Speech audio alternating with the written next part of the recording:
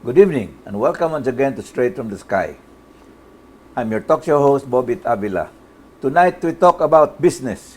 Yes, business is very important, especially in the time that we are in today in what they call the enhanced community quarantine, where we have been in lockdown for I think 40 days already. And yes, the problem here today is that the majority of business concerns from tourism, manufacturing, airlines, and all transportation companies have been included in the lockdown. That means business is very bad in the days of COVID-19. And with us tonight, we have our good friend, Felix Taguiam, the brand new president of the Cebu Chamber of Commerce and Industry, who was just elected last February 27. Then after that, they went into lockdown. So it's going to be an interesting discussion with Felix on what the chamber is prepared to do when we get out of this lockdown, hopefully as soon as possible. And we'll be back with Felix Taguiam after this break. Please don't go away. We'll be back shortly.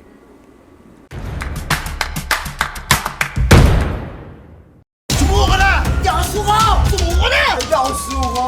Sumuko ka na! Tagal. Parang internet mo. Get the Sky Fiber Super Speed plans. Up to 200 Mbps for fiber fast days. Ay, sumuko! Switch to Sky Fiber.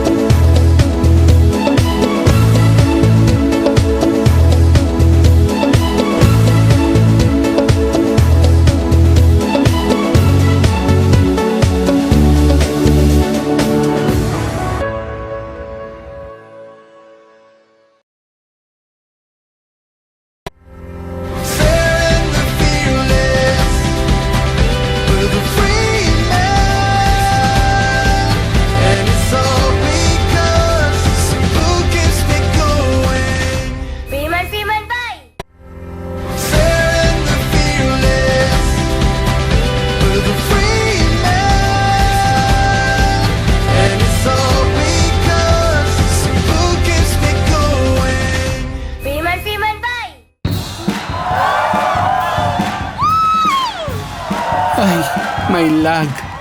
Parang internet mo? Get the Sky Fiber Super Speed plans. Up to 200 Mbps for fiber fast days. Switch to Sky Fiber. 3 major financial needs to complete financial picture. 1. Investment. To generate continuing income for when you retire. Letting money work for you. 2. Income protection. Life insurance. To protect your family if you die too soon. Life insurance protection help finance your children's education, pay estate tax, pay debts instantly. Number 3. Healthcare. To provide you healthcare when you retire or when you stop working. someone to take care of you when you get old. What if I could tell you about a product that provides complete solution to your three major financial needs? Kaiser Premium Health Builder provides total solution to your healthcare, investment, and insurance needs. Thank you for staying with us. It's really an honor and a pleasure to have with us our latest President of the Cebu Chamber of Commerce and Industry, Mr. Felix Taguiam. Maayong gabi, sir. Thank you. Good evening, Bobit. How are you? It's Okay been, ra, okay ra. Thank you thank you for- for inviting me also here. Yes, because I realized the last person I really interviewed was Nonoy Espileta. That was the Donoy was my immediate past. Yeah, correct. I took over his place. And Nonoy has always been a good friend. And it was only but because of what happened in the world, I did realize it was already also the election of the chamber. So with the election of the chamber, I knew there was a new guy. Pag ingon Felix Taguiam kaila kay ko ana kay Thank sa you. panang tuigas Felix naman I was still with the chamber at that time. Yes. But like I said, it is really a what you call opportune time that you are here tonight with me so that we can talk about business in general. But before we go into that, let's go first into Felix Taguiam. Thank you. Tell us about your business, your family, where you graduated. History lang gamay. History lang gamay. Well, I've been a member of the Cebu Chamber since 1992. I never thought that all the while I have been active in the chamber. I rose from ranks, then from committee membership, chairmanships, then to CBM chair, and then to vice president of all the divisions, then till what I am now. So far, my business is into the automotive servicing industry, which I have been there for the past 44 years. I started it during when was that? 77, 78. So far, the automotive industry has also grown. Before, as we may all know, in the automotive industry, everything is done on a one-on-one Yeah, correct. Basis, yeah. one-on-one basis. But Yeah. as time goes by, even the automotive industry has changed into Correct. AI, the lot of Yes. electronics. Yeah, karon computerized na. Computerized na. You can even use your car stereo as a cell phone. Yeah, that's And true. do a lot of work. This is just like what we are now doing now, going to the new norm. No? Then, so far, as business goes by, improvements in technology also goes along. Correct. Everybody we are now in the new world, Correct. in the digital world. Yeah. So as what we may all have to learn, innovate, adapt, and transpire what we are now. Yes. No? So there's no way of turning back. I remember you, Bobit, before as one of my very early clients, no? In Carbon pa, no? Where Yeah. my small shop was. No? True. So right now, it's a different thing. No? Yeah. It really is a different thing. How we communicate, how we were taught in school. Yes. No? It totally is different now. So we have to adapt. You know, I don't want to buy a car anymore that does not have a video camera when you put When it you on reverse. reverse. No? Correct. Kana mga ana ba? Or that a car that you cannot I want a car that you can plug your cell phone and talk to your hands off. Hands off. No. Hands free. Hands free. Hands free. So these are mga technologies. Karon kaniadto I remember there was a friend of mine, member of country club.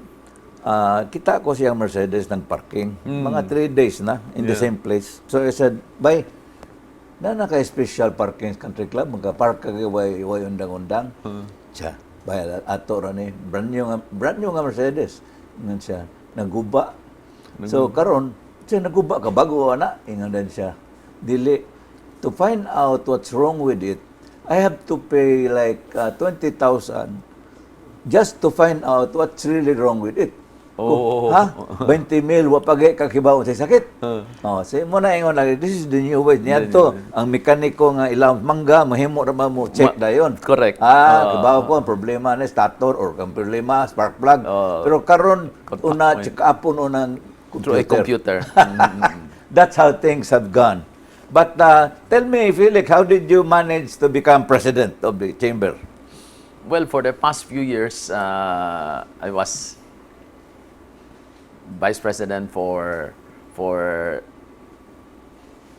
membership. Then I became the VP for admin. Then it was for me a challenge when this year's board meeting was coming along. The new election was already up and due. So I said, why not give it for me, it is really a challenge for me to be here, no? Correct. That what we may all know lang is we don't know that this virus thing came along out of nowhere. Correct. So my intent was just to improve the business sector and let everybody innovate and go one step to the digital, Yeah. to the digital divide or the digital world. I have been encouraging a lot of my business friends to go digital. A lot of people did, but due to this virus thing, the COVID-19, the digital divide was improved by leaps and bounds. Yeah. You have to call a meeting via Zoom. But everybody is doing meetings about our Exicom meetings, our board meetings. Even for the past 2 months, the March and April meeting was already done Through video. through video already. Yeah. Because whether you Everybody like it or has not- to adapt. Actually, that technology is available 5 years ago. But nobody wanted to go into it because lahi mo yun ang mag-meeting and you see the person in the person flesh. to person. Person in the flesh. correct. But the world is changing to a point that there is what you call a new normal now. The new normal, correct. Like for instance, nag-abot tawa, nagitay lamano. Wala laman, no? For me, that is a huge thing. In Italy, I found out also in Italy, one of the major reasons why taas ang ilang COVID spreading is because the Italians, when they meet their friends, The beso-beso. sila biso-biso maghawk-hawk silang aping kaduha. No? I mean, Left and right. left and right. Yan, di mo na mahimo karong panahon na. Cannot. No, then it is a what you call a tradition that's difficult to stop. Correct. No, so kitang Pilipino may na lang kay lamano ra nga ato. So I think there is a new what you call term that this virus is teaching the world, Yes. because like I said, it's not only being taught to Filipinos, it's also being taught to the rest of the world. I'll give you an example. Japan, for instance, came up very late to what you call fight the COVID-19. Lockdown. No, without lockdown. Without lockdown. Muna ingon lagi nga, lain ang Japan simply because they are a very disciplined people. You know, kanang mga tao maglakaw nga gamas, Kamas. you would only see that in Japan before. You will never see that anywhere else except in Japan. Correct. Kaya gamay na lang nila, kaya para nila kumasipon ka, they don't want nga maigo sila, makabalhin sila sa kuan ba. Part yun na silang kultura. Kultura. Now, karon Japan after 2 weeks sa ilang kanang fight sa COVID, ni flatten na ilang curve. Kaya nga natural ra nila ang what you call social Social distancing. distancing. it's embedded in their system, culture. Yeah. While you're young, you're taught proper hygiene. Yes. Kay kanira bang COVID, kung imong seryosohon ba? Very simple. Actually, there is no cure right now, but there is what you call, you can delay the transfer of this virus by Social distancing. social distancing, number 1. Number 2, Workplace. wearing a mask. Number 3, washing your hands properly. Proper and hygiene. then making sure that you don't mingle with the crowd. With the crowd. Now, ako, I believe nga kaning Cebu City nahog na makatag second karon to Quezon City in numbers of infected. Simply because katong pag Holy Week, mga tao na malit og sa karbon binignit. Why social distancing? Correct. No? Nya katong na malhen sa from the south bus terminal kay moadto sila sa mauli na sila sa probinsya. Why social distancing? That means ang Cebuano tungod siyang ill-discipline na nakatabang og spread sa COVID virus. And now we'll be back with our guest, Felix Taguiam, after this break. Please don't go away. We'll be back shortly. Thank you.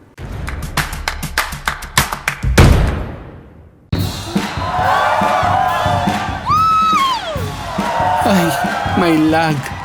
Parang internet mo? Get the Sky Fiber Super Speed Plans. Up to 200 Mbps for fiber fast days.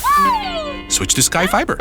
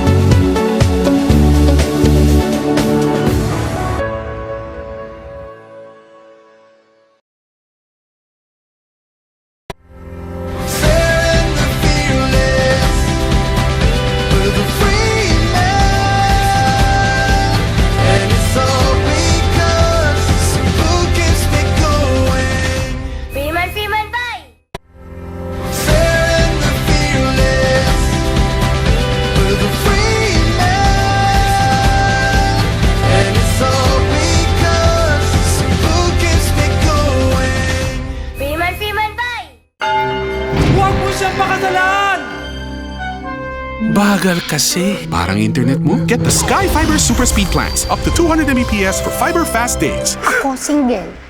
Switch to Sky Fiber.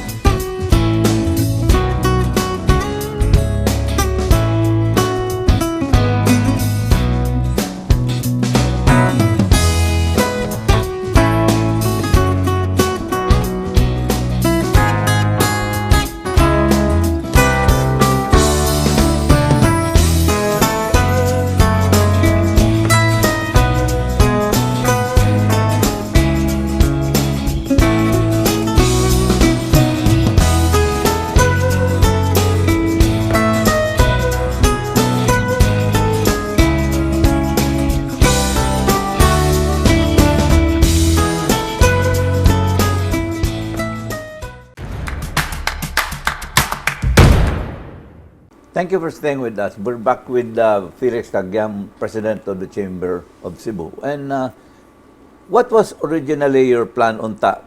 Then suddenly you were drafted into as President of the Chamber. Suddenly you now have a problem. No. And one of your biggest problems, well, I will not call it a problem, but the Chamber always has, we always feature in Straight from the Sky, the June, what you call Business Month. Cebu Business Because for me, it was an important event for Cebu. Yes, correct. You're correct, Bobit. No, as we may all know, the Business Month. Cebu Businessman has been with us for the past 23 years. 23 years. Yeah, Wow. it started with Attorney June Montuerto when he was president. It started with the Cebu Business Day, then it became a Cebu Business Week, and later on, 1997, 98, it became a Cebu Businessman. It's a month-long activity for us here, businesses in Cebu. We feature everything from tourism, from BPO, IT, services, trade, industry, export, manufacturing. Everybody is concerned here. Every businesses, either you be a part of Cebu Chamber or within the Cebu businesses, because the Cebu Chamber is Cebu. Correct. No, it's not really saying you're from Cebu. Maybe most of the members are from Cebu, but we have cross-member enrollees that their factories are in Mandawi or in Talisay or in But we have Lapu-Lapu. also spread the chamber to Cagayan de Oro. Yeah, the chambers to other Bohol. to Bohol. Yes, Yes. So yes. we have sectoral chambers that Yeah. are also from the provinces. We have grown to have 5 sectoral chambers already. So far, the Cebu Businessman is always been prepared a year before for this year's CBM Correct. programs. But as we may know, we have to suspend to a definite date the celebration of the Cebu Businessman because of this COVID-19 epidemic we are having now. No?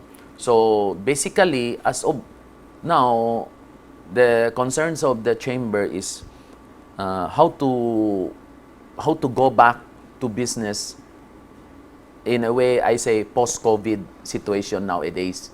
Now, as we may all know, we are now on our 7th week of the lockdown. Businesses has been closed. And, People have no jobs. People have the saddest thing is that the people has no jobs. Correct. And if you have no jobs, Economy is the down. economy is down, and it will really bring down everything. Yes. We're a little bit happy that under the IATF rules, essential businesses are still open, like supermarkets, banks, grocery stores, pharmacies, bake shops, and with the rule of impeded travel of logistics that Cebu, let's say Philippines as a whole is an archipelagic country. We transfer goods using the logistic, the tracking, no? Yeah. And Cebu is connected to anywhere. Cebu, Negros. Yes. From Negros, trucking. you go to Iloilo and other places, no? Yeah. So this is the most important thing is we cannot stop the logistic side. Yeah. True. Now, as of now, it has been the 7th week. We in the chamber, together with the other chambers of Cebu, we are looking for a way how to restart the economy. As we may all know that the ECQ will end on May 15, but hope with the mass testings that the city government and the province are doing, we would like to see the real curve. Right now, if we don't do the mass testing, we don't know the real situation of the epidemic. We have, as what other countries has been practicing, is to test everybody and pick it up so that you will know for a certain peak level, we will do the duck curve down. Yes, true. Now, it's true to everywhere. Maybe this is a scientific calculation through through any kind of testing, either it be a rapid test kit or a RT-PCR test, no. So we have been also asking the government to alleviate the business sector to open up already. As we may all know, if we have a lot of hungry employees, it's not good also. Yes, true. Because it is a chain, it will create a very huge ripple effect. Correct. Right now, the hardest hit is the tourism industry. Yes. Look at all the hotels in Cebu now. Look at the hundreds and thousands of employees. What can we do? There's no airport. There's no flights coming in. And if ever this lockdown will be open, and we might foresee that the style of traveling will change also to the new norm. Yeah, true. No, the people will think of extending or maybe cancel their travel already. So with the help of the tourism sector, we have been trying to open up the local tourism, which might be the next big thing that we may see in Cebu. And Well, the other that's provinces. really true. I just interviewed 2 weeks ago Region 7 Tourism Regional Director Shalimar Tamano. Correct. And yes, we cannot rely on the international tourists because sila mismo igo. Correct. So I don't think they have the time this year To travel. come to travel. So it is now up to us for our local to really come up into our what you call nung talang luxurious tourism hotels. The problem is price. Price. Now, remember, sa price atong sa 2019, ingon si Director Tamano nako nga guwapo kay ka very very strong economy 2019. Kay expect sila 2020 nga everything will also be as good. As good. But now everything is already totally as bad. So it's a question of renewing a tourism but Repackage. refocusing it on a different market. Sector. And that market is the local market. Remember, but kinsa may maka-afford sa local ang mga local businessmen.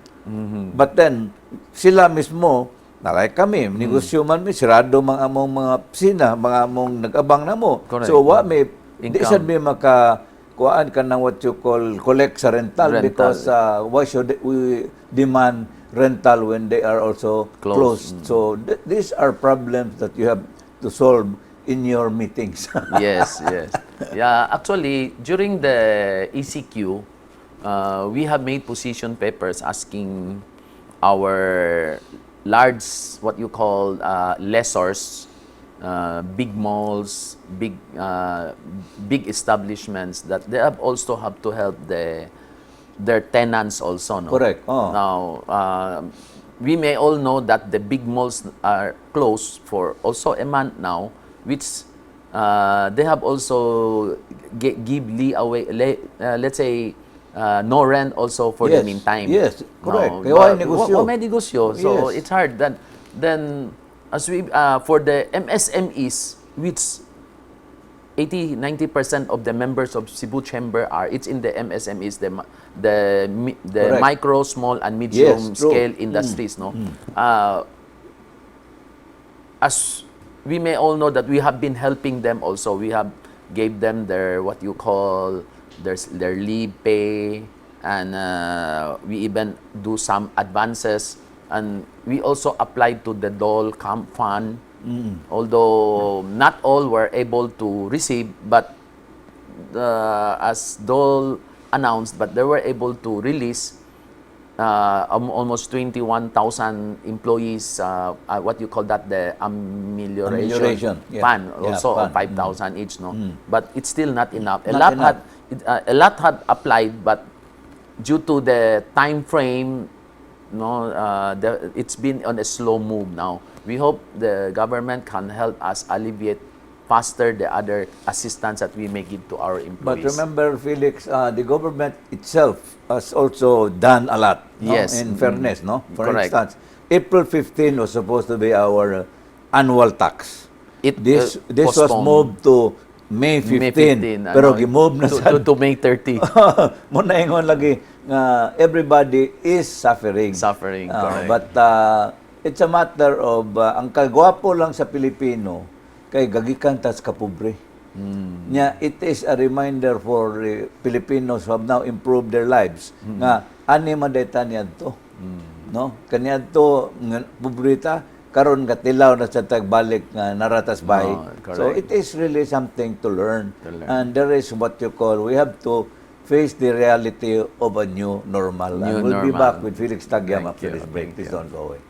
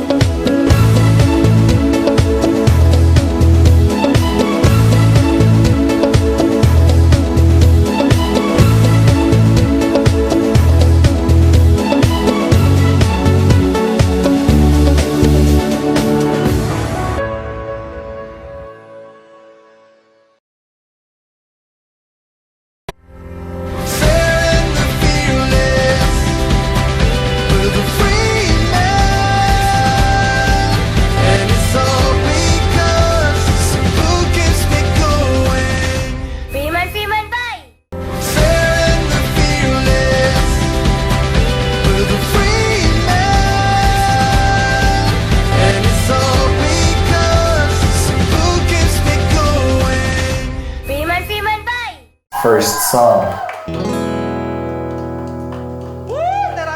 Thank you. Bilis maka-sound trip. Ganyan sa Sky Fiber Super Speed Plans. For today's look, Bilis makaganda. Ganyan sa Sky Fiber Super Speed Plans. LU pare. Bilis maka-vacay. Ganyan sa Sky Fiber Super Speed Plans.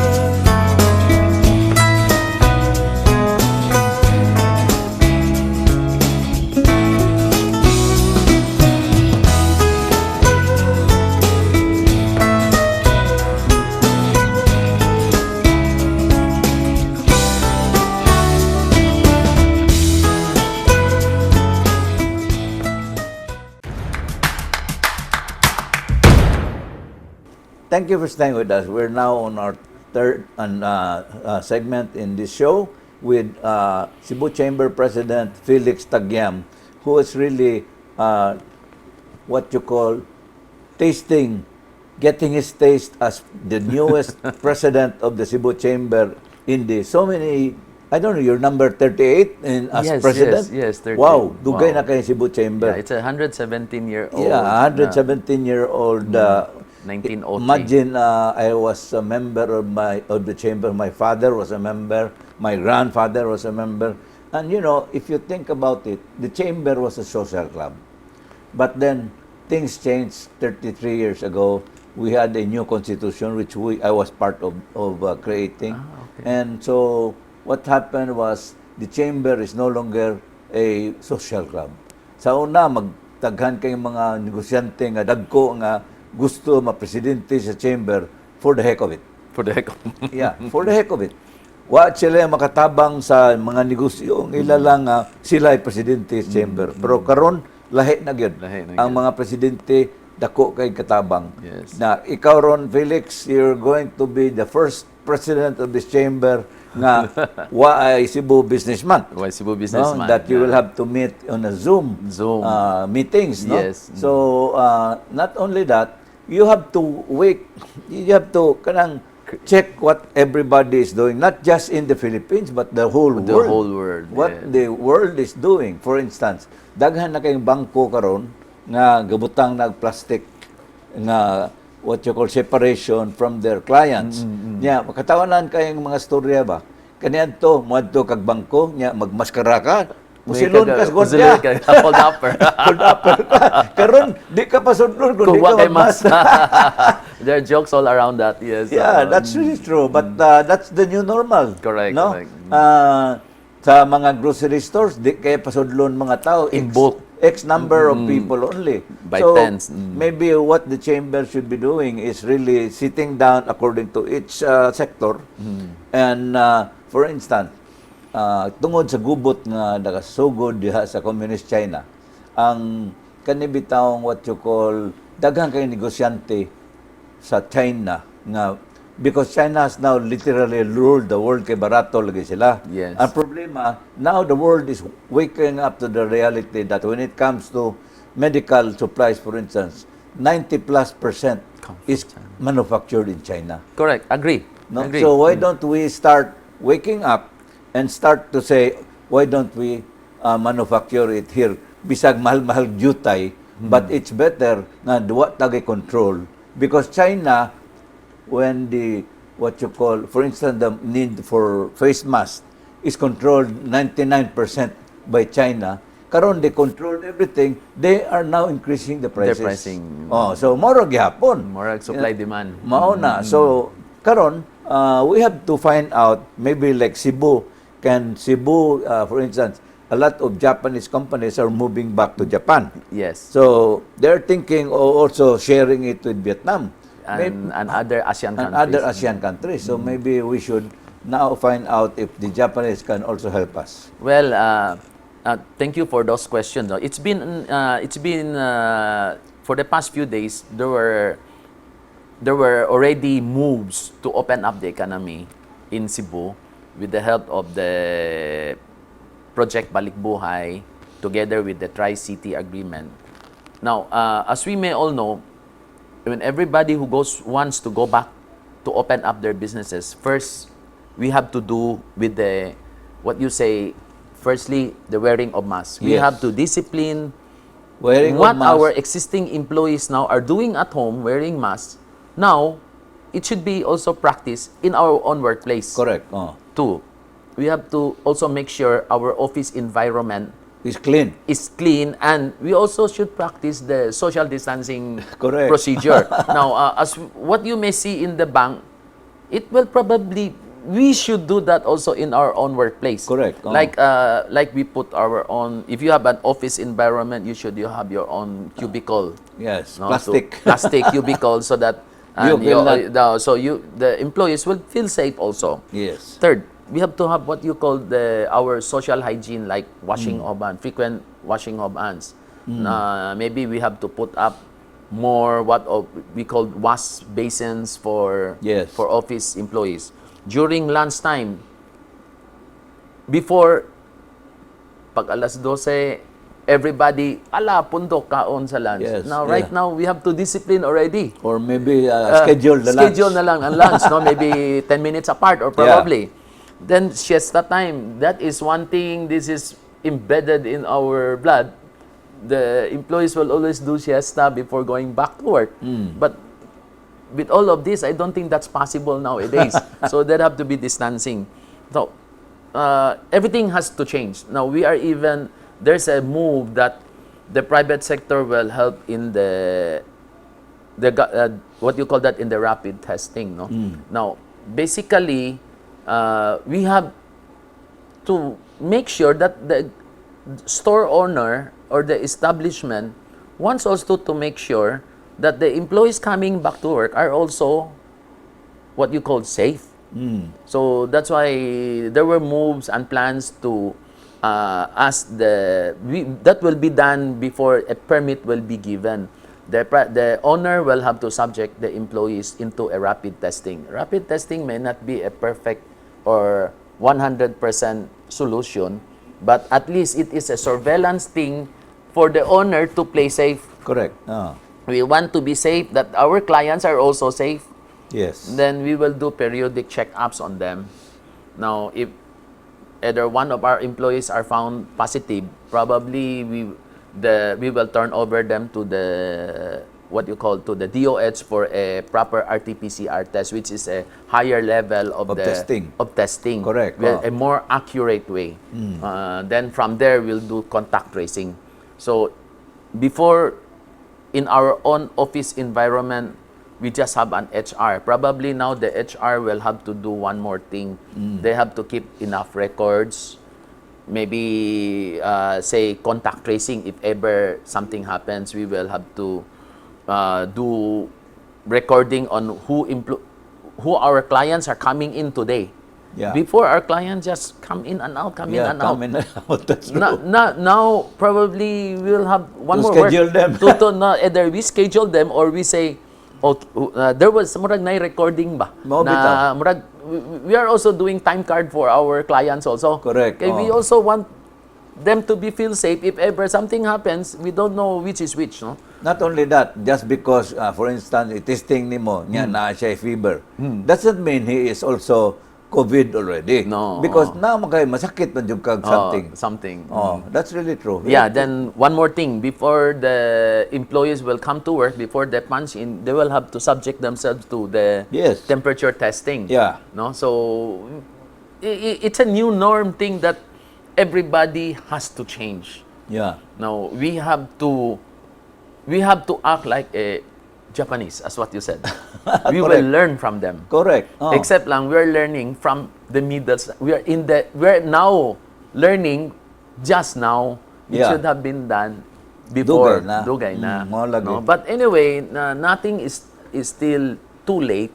But we can adapt. We have proper what you call social distancing and all of these parameters done. We'll be safe. We're all safe. Well, like I said, to the government, and I'm glad that President Duterte and his what you call interagency task force have also thought about this, because this you have to strike the right balance. Because just for instance, there is no cure right now for the COVID. Correct. So, but ang advantage lang sa Philippines, we only have mga 600 plus nga namatay. Compare ourselves to New York, which about 66,000 already dead. Yeah. No? At least ang Philippines, di magkayo. But the kwan lang is that we have to really learn or relearn how to have a little more discipline than usual. Kaya kita kong Pilipino, di man good ta disiplinado. Sad to say. Yeah. That's why with the program of the province of Governor Gwen, after the ECQ, the government is doing a new program. Maybe it's called ECD, Enhanced Community Countryside Development.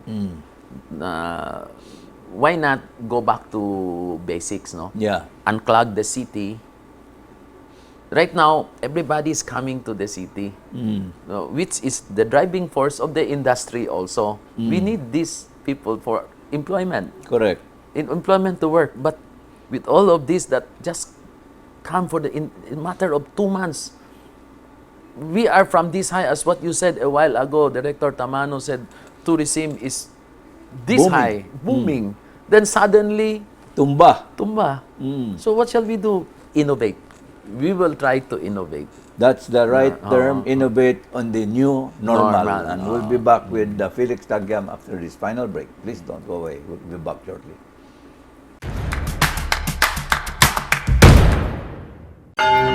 Huwag mo siyang pakasalan! Bagal kasi. Parang internet mo? Get the Sky Fiber Super Speed Plans. Up to 200 Mbps for fiber fast days. Ako single. Switch to Sky Fiber. Send the fearless with a free man. And it's all because Cebu keeps me going. Freeman, bye! First song. Thank you. Bilis maka-sound trip. Ganyan sa Sky Fiber Super Speed Plans. For today's look, Bilis makaganda. Ganyan sa Sky Fiber Super Speed Plans. LU pare. Bilis maka-vacay. Ganyan sa Sky Fiber Super Speed Plans. The theory of decreasing responsibility explains how your life insurance needs change over time. In the early years, you may need a lot of life insurance coverage, but in the later years, you may not. In the early years, when you're younger, you don't have a lot of money, but in the later years, you'd better have money. How does this fit with your insurance needs? Today, when you're young, loss of income due to a premature death would be devastating. Your children are young and you might have high debt and a house mortgage. Your need for insurance is highest at this time. When you get older, retirement income is needed. Your children are grown, your debts are lower, and your mortgage is paid. If you have savings, you are self-insured, diminishing your needs for insurance. That's the theory of decreasing responsibility. By having life insurance when your financial responsibilities are the greatest, you can have peace of mind knowing your family's future is protected. Thank you for staying with us. We're now on our final set. So Felix, unsa pa ba mahimo nato rong panahon na nga kibaw na aka nga you and I sa atong panahon ba ako I am 67 years old already. 68 years old.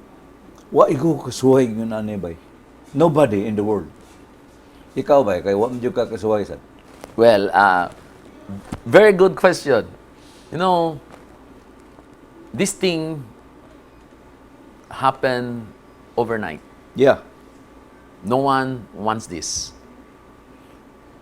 I would even say it's not even taught in schools. It's not even in our subjects when we were in school. Yeah, correct. Now, not even in business subjects. Not even in business subjects. As what I quoted from a tycoon that was interviewed a week ago saying, this is not in our books. We have to reboot, restart. No, if this would have been taught ahead, we would have known what to prepare, what to prepare, or how to prepare. How to prepare. But now, since this came amidst of everything, we have to say innovate. Like restaurants. We know restaurants and hotels are the hardest hit. Yeah. The restaurants are now doing cooking and order through through text or through apps. Yeah. And delivered through a third party, Grab or Lalamove or whatever kind of transport. For the hotel industry, sad to say, they're the hardest hit. But they have also innovated. They have tried to adjust their rates and they have leased their their properties to BPO centers that doesn't want to let their employees go home also. Correct. Although these are added expenses to the call center operator, but this is a safe way instead of operators going home every night. Correct. For the businesses, all businesses are closed as of now. As we may all know, 90% are probably closed, 95%. But there are enterprising businessmen that needs to stay afloat also. So they're doing with the social media nowadays, with the telcos infrastructure, which is improving a lot. And we hope with the new technology that's coming in, the 5G can even enhance faster. We can see what other countries is doing. That it's technology driven now. Before, as we say in the newspaper, we advertise. But now newspaper, who's going to advertise in newspapers when there's no companies? No business. There's no business. So we can see downstairs, we can buy. Newspapers are getting thinner and thinner. But the social media is getting bigger and bigger. Correct. And the reach is faster. It takes 24 hours. If you don't read the papers at night, you don't know what you're going to do in the day. Yeah, correct. Now, if you read in the Social media. what you see is what you do and what you order right away. So, everybody has to think out of the box now. Like, for instance, the airline industry, ang kagwapo lang sa Pilipinas, we have what you call a domestic airline. Domestic airline. Ay, places like Singapore, Singapore Air, all international. Hong Kong, Cathay Pacific, all international. Wa man sila local flights. Yes. No, ang Philippines swerte kay na ay Cebu Manila, Cebu Davao, Manila, daghan ba siya. But as we talked earlier, the prices of planes may go up kay mawa tong mga promo. Middle seats. At the same time, kuhaon nilang middle seat. They will not put a person in the middle seat. So there is what you call social distancing. Social distancing. In a Airplane local environment. domestic flight. No? But if that begins like that, I think the airlines can resume operations. But we have also has to understand the driving economy of the Philippines nowadays is because of this what you call no frill airlines. Correct. And we have to thank Cebu Pacific for this. No, Air Philippines from PAL, Air Asia. These are the ones that is keeping us afloat. Driven our economy. Driving Yeah. our economy to our heights now. Yes. Before we take about 30 years ago, we took MB Cebu City going to Manila.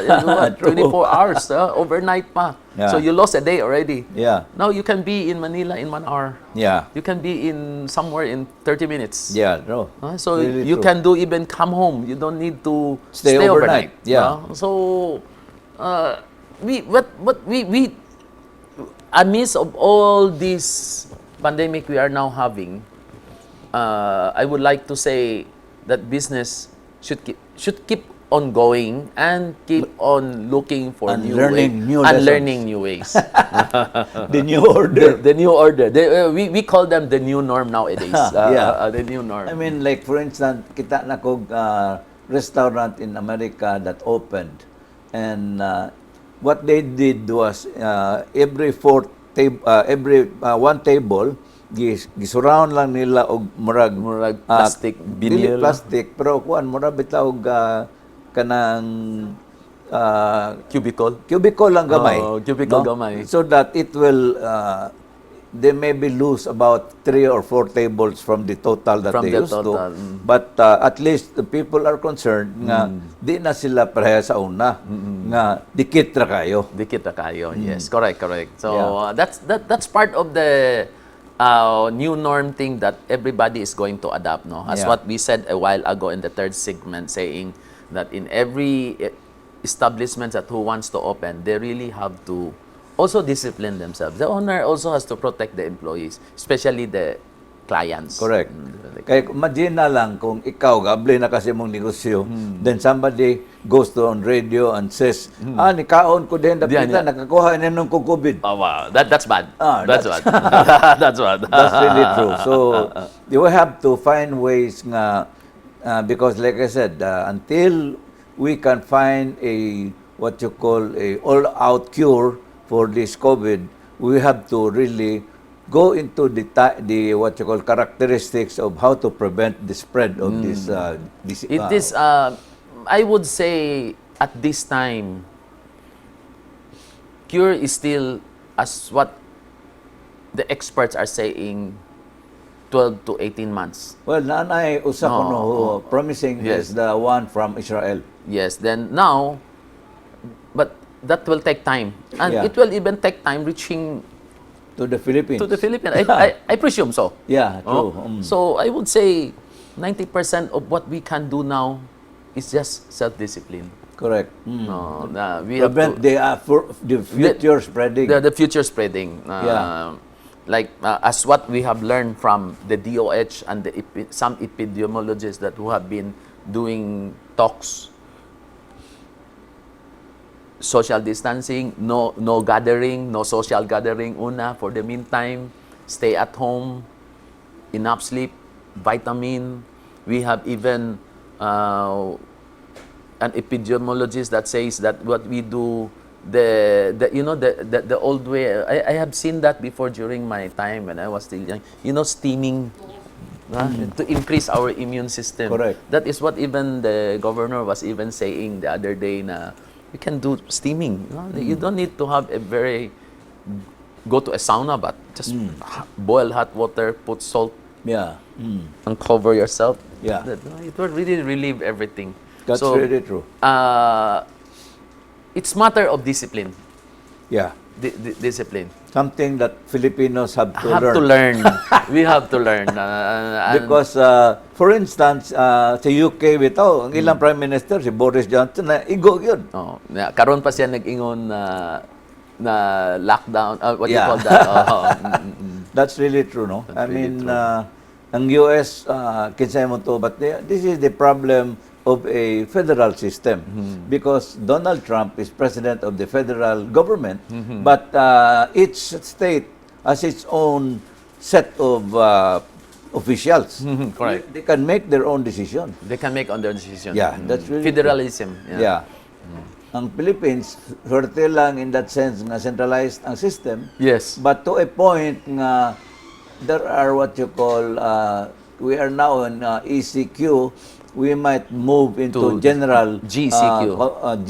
GCQ, yes. because dili siya, there are many areas like Siquijor, Bohol, which are very low risk. Correct. So why should you make them suffer just like the suffering in Correct. Cebu or in Quezon City? So we need to really find out the right mix for us to return back to Correct. our new normal, Normal. which is a new kind of way of living. Correct. Unfortunately, we ran out of time. We will be asking Felix Taguiam for his parting shots after this final break. Please don't go away.